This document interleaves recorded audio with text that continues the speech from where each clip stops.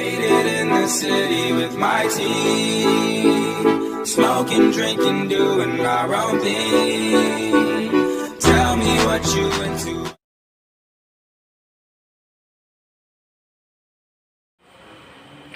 Assalamualaikum warahmatullahi wabarakatuh. Kembali lagi bersama saya Syed Abdul Aziz. Di sini saya akan menjelaskan teori mengenai perkembangan sosio-emosional pada masa remaja. Ya, perkembangan sosio-emosional pada masa remaja, menurut para ahli yaitu masa remaja secara umum dimulai dengan pubertas, di mana proses yang mengarah kepada kematangan seksual atau fertilitas. Kemampuan untuk bereproduksi atau bisa disebut seperti itu. Masa remaja dimulai pada usia 11 atau 12 sampai masa remaja akhir atau usia 20 tahun. Dan masa tersebut membawa perubahan besar saling bertautan dalam semua ranah perkembangan.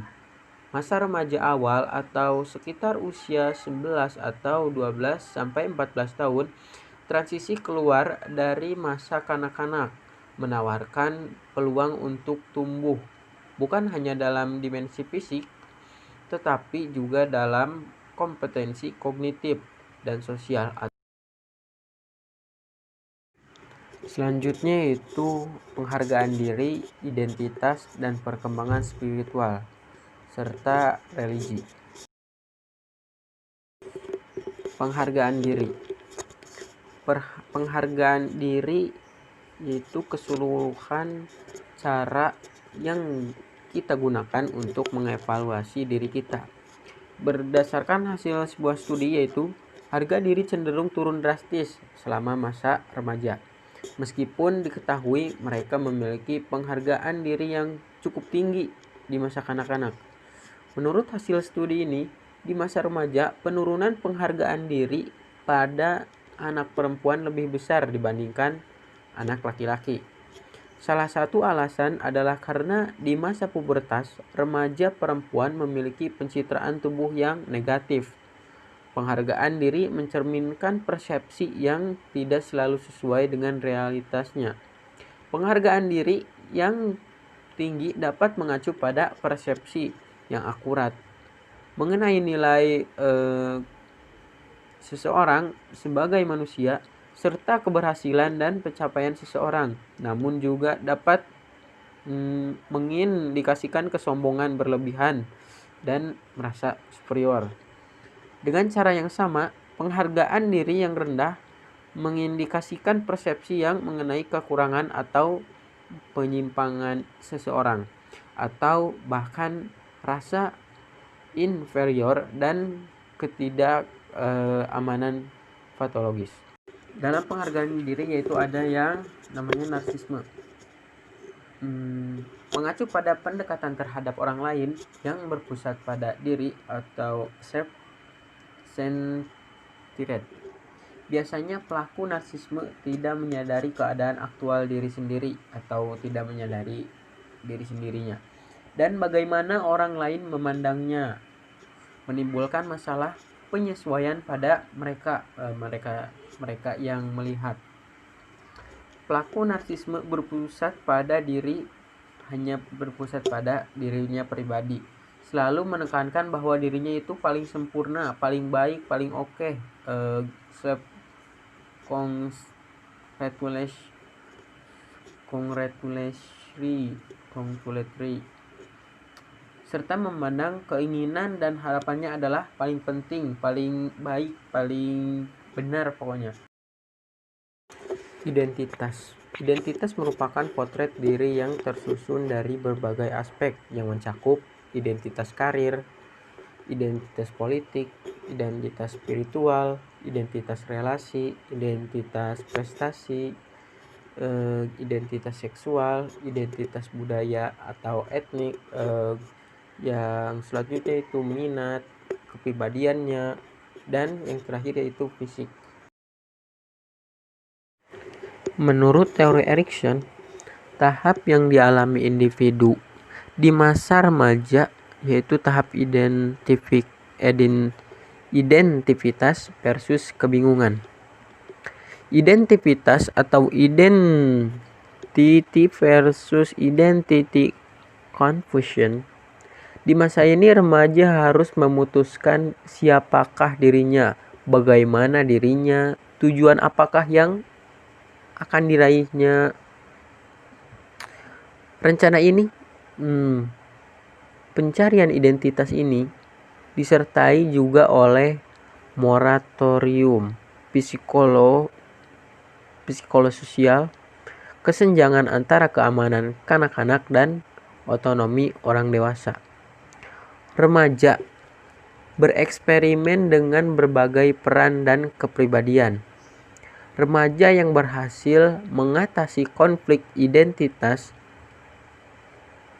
ataupun dengan penghayatan mengenai diri yang menyegarkan, atau dapat diterima remaja yang tidak berhasil mengatasi krisis identitas. Kebingungan identitas, yaitu kebingungan identitas muncul dalam dua bentuk, yaitu menarik diri, mengisolasi diri dari kawan sebaya dan keluarga, atau mereka meleburkan diri ke dalam dunia kawan sebaya yang kehilangan identitas di tengah crowd-nya.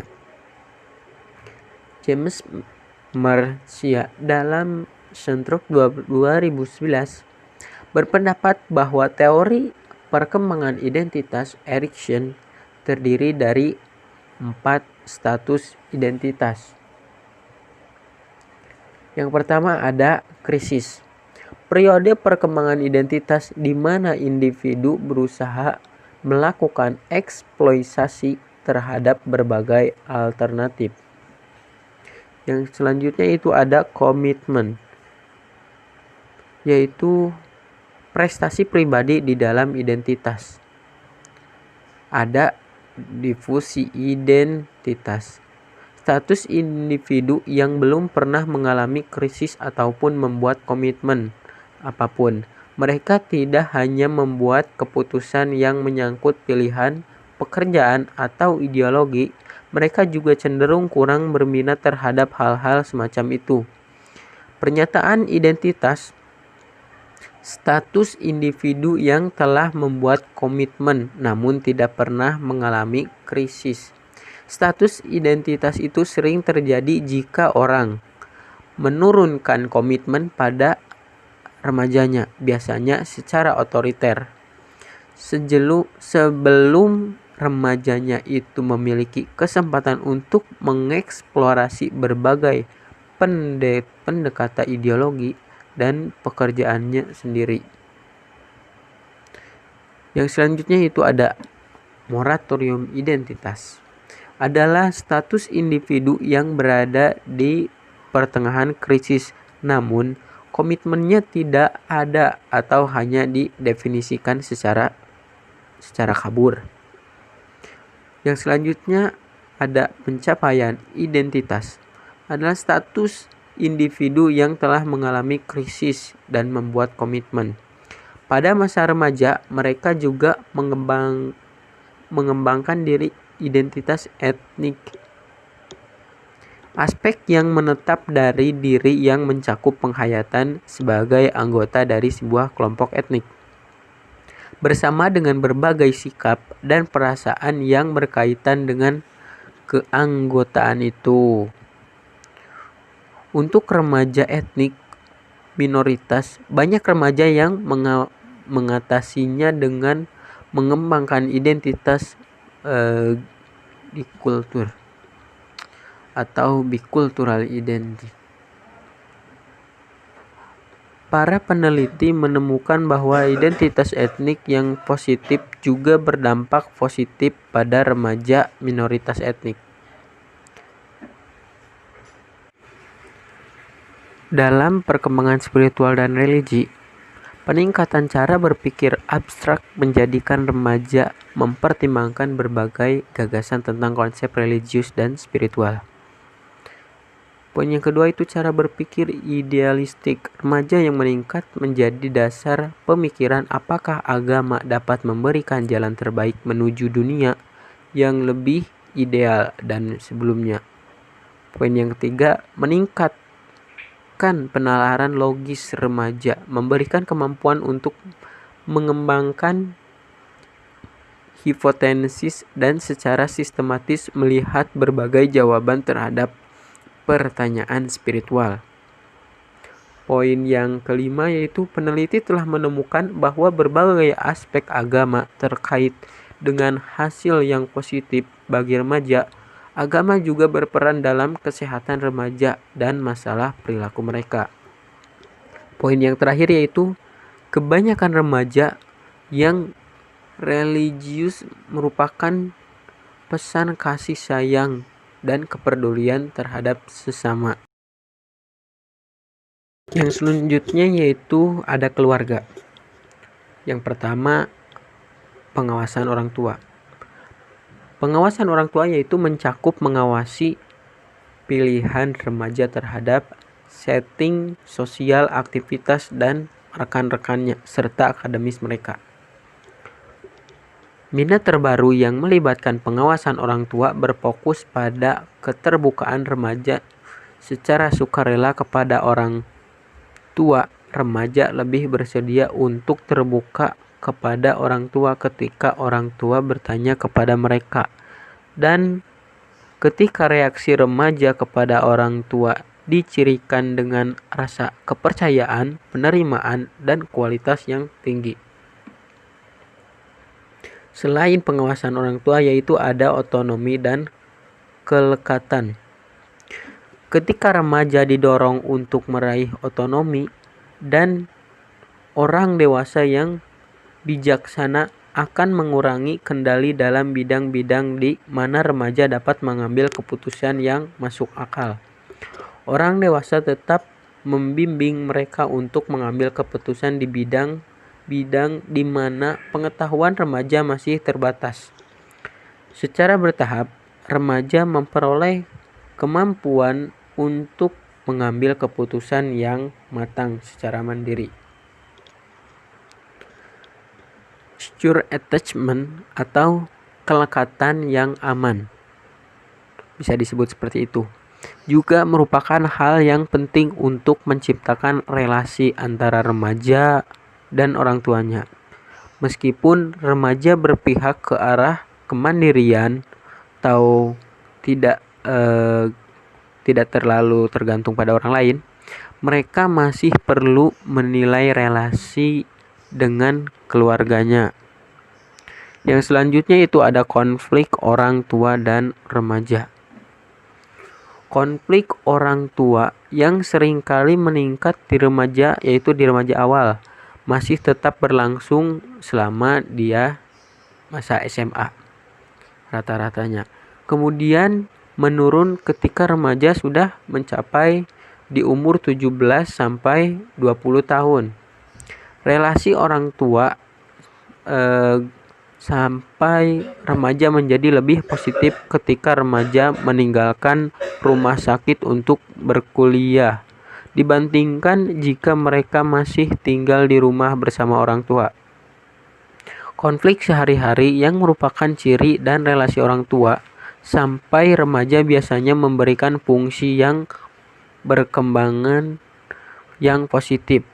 Perselisihan yang negosiasi kecil dapat mendukung transisi menjadi dari sosok yang tergantung pada orang tua menjadi individu yang otonom.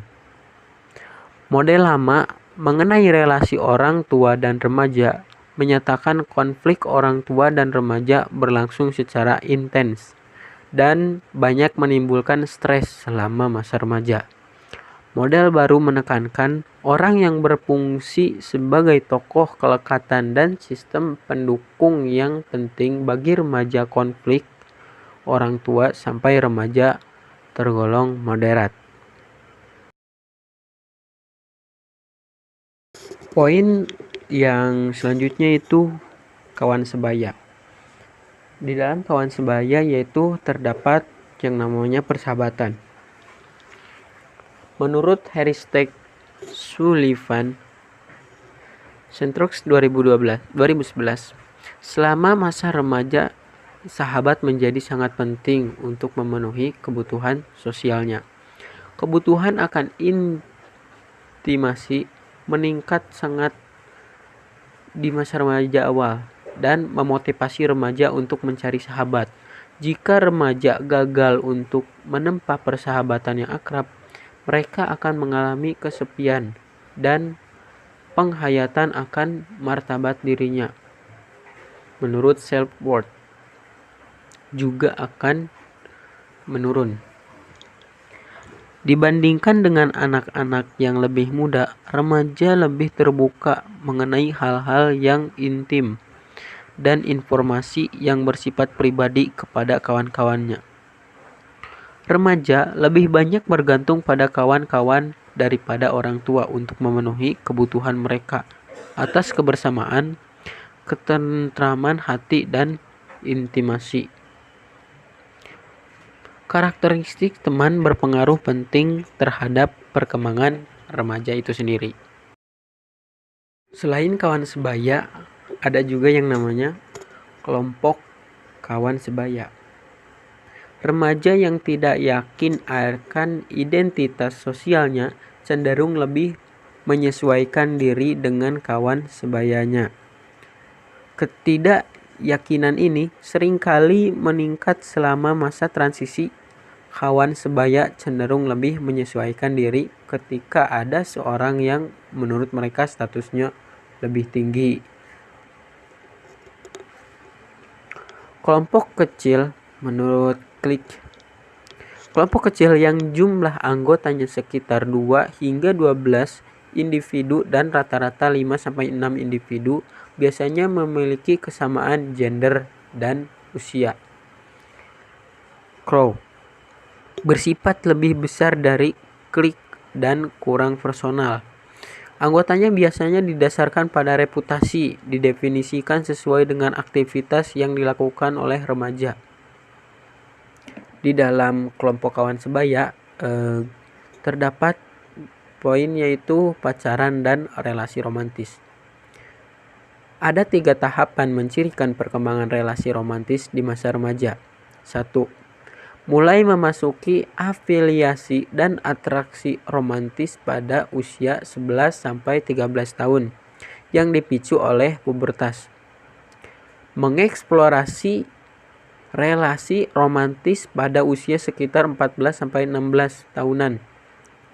Terjadi 2 jenis keterlibatan romantis, yaitu pacaran biasa dan pacaran secara berkelompok.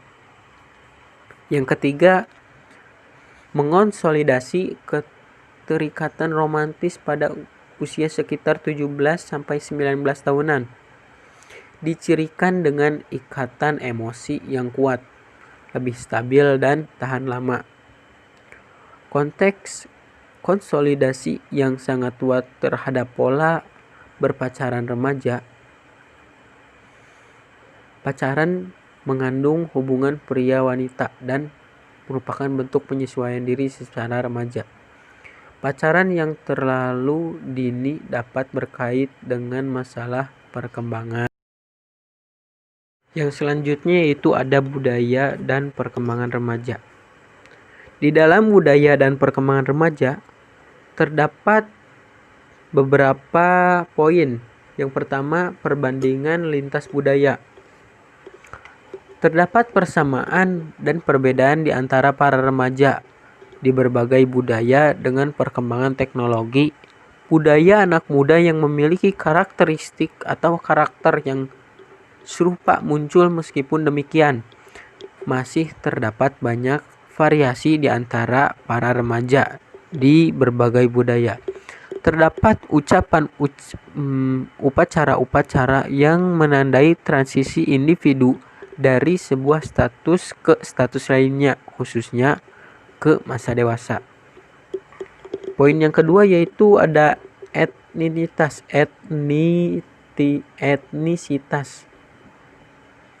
Sebagai besar riset mengenai remaja dari minoritas etnis tidak berhasil memisahkan pengaruh etnisitas dan status sosial ekonomi.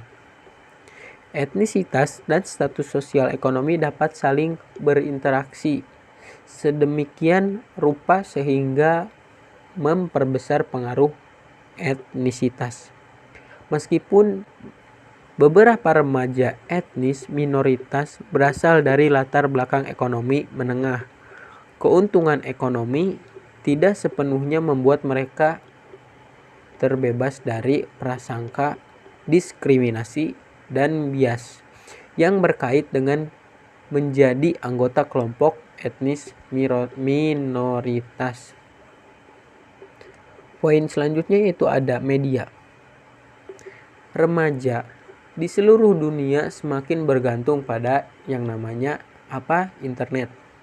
Meskipun terdapat perbedaan substansi dalam penggunaannya di berbagai negara di seluruh dunia dan oleh berbagai kelompok sosial ekonomi. Penelitian terbaru telah menemukan bahwa sekitar 1 dari 3 remaja lebih membuka diri secara online dibandingkan langsung. Dalam penelitian ini, remaja laki-laki merasa lebih nyaman membuka diri secara online dibandingkan remaja perempuan. Internet merupakan sebuah teknologi yang memerlukan pengawasan dan aturan dari orang tua terhadap remaja yang menggunakannya. Selain budaya yang tadi telah disebutkannya itu, ada yang namanya masalah-masalah remaja. Di dalam masalah remaja tersebut ada poin yaitu kenakalan remaja. Kenakalan remaja ini yaitu remaja yang melakukan pelanggaran hukum atau melakukan tindakan yang dianggap tidak legal. Kenakalan remaja dapat disebabkan oleh hereditas, masalah identitas, pengaruh komunitas, dan pengalaman di dalam keluarga. Beberapa karakteristik dari sistem dukungan keluarga juga berkaitan dengan kenakalan remaja.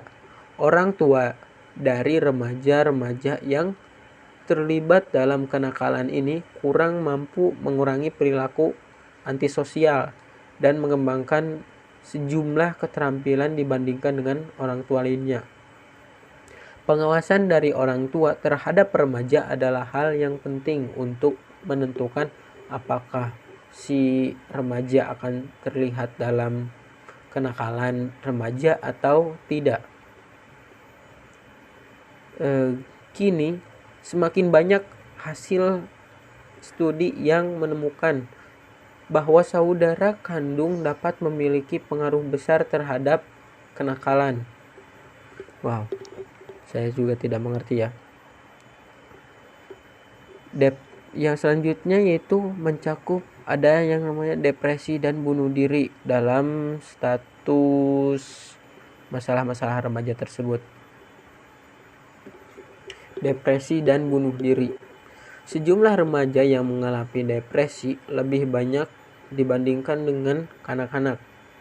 Karena mereka di masa remaja itu masalah cukup yang berpikiran berat cukup banyak. Dibandingkan remaja laki-laki, remaja perempuan cenderung lebih banyak mengalami gangguan suasana hati dan gangguan depresi.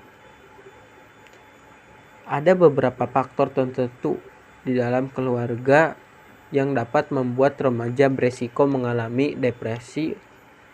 Faktor-faktor itu yaitu meliputi orang tua yang menderita depresi.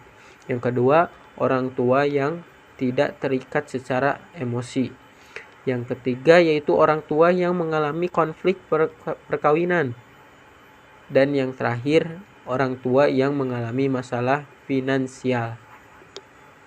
Relasi dengan kawan sebaya yang buruk juga berkaitan dengan depresi remaja. Beberapa hal lain dapat meningkatkan tendensi depresi pada remaja, yaitu tidak memiliki sahabat dekat, kurang kontak dengan kawan-kawan, kurang relasi kayaknya. Yang terakhir yaitu mengalami penolakan dari kawan sebayanya, entah karena apa, mungkin ada masalah atau perbedaan status, bisa jadi yaitu mengalami penolakan dari kawan sebayanya. Masalah dalam relasi romantik juga dapat memicu gejala depresi pada remaja, khususnya remaja perempuan. Persahabatan seringkali memberikan dukungan sosial. Meskipun demikian, apakah persahabatan terkait tingkat depresi yang rendah pada remaja bergantung pada jenis persahabatan. Tindakan bunuh diri jarang terjadi di masa kanak-kanak. Ya, karena kanak-kanak itu tidak masanya untuk berpikir. Meningkat ketika remaja dan semakin tinggi ketika menjelang dewasa. Profil psikolog. Remaja yang bunuh diri biasanya memiliki gejala depresif, kurangnya afeksi dan dukungan emosional kontrol yang tinggi dan tekanan untuk berprestasi dari orang tua, di mana kanak-kanak juga dapat menjadi faktor yang menyebabkan usaha bunuh diri. Relasi dengan kawan sebaya juga terkait dengan percobaan bunuh diri. Faktor genetik juga memiliki kaitan dengan bunuh diri.